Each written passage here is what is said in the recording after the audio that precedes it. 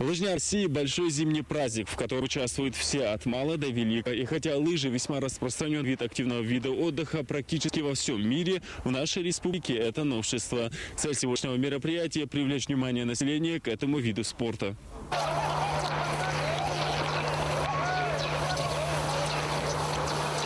Вот так неуверенно, но не сдаваясь и не мирясь с падениями, смело двигаются к победе участники лыжной гонки. Представители молодежного правительства, Министерства по физической культуре и спорту, а также все, кто решил встать на лыжи, собрались здесь, в местечке Абигул.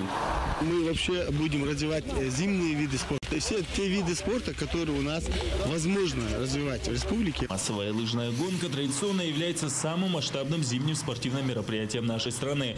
Стоит отметить, что в Ингушетии она проходила в первый раз. А посвятили ее 20-й годовщине со дня гибели Героя России генерал-майора авиации Сулмбека Асканова. У нас и лыжи, и снаряжение, все есть. Мы хотим, чтобы наша молодежь, чтобы они развивались и чтобы они занялись вот этим видом спорта. Те, кто в начале гонки еле стояли на лыжах, получив первые навыки в ходе забега, настолько быстро вошли во вкус, что неумение кататься больше забавляло участников, чем отбивало желание. Удовольствие от этого огромное. Вообще, я должен признать то, что большинство из тех, которые сегодня катались, это были те, которые катаются впервые, в том числе и я. На такие призывы, на такие вот мероприятия наша молодежь и вообще наше население республики, с учетом того, что такие мероприятия устраиваются впервые, очень сильно подтягиваются и заинтересовываются в этом. В итоге к финалу первым пришел молодой человек, чьи усилия к воле и победе организаторами были отмечены почетной грамотой. Награждается Абдулла Евлоев, занявший первое место в лыжном забеге памяти Сулмбека Сусуркиевича Асканова.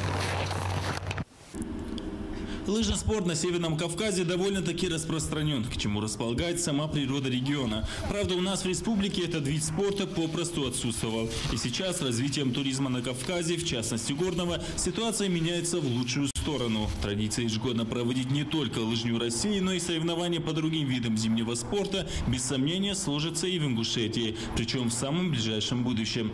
Амирхан Зортов, Адам Плиев, Ахмед Гадабошев, Вести, Ингушетия.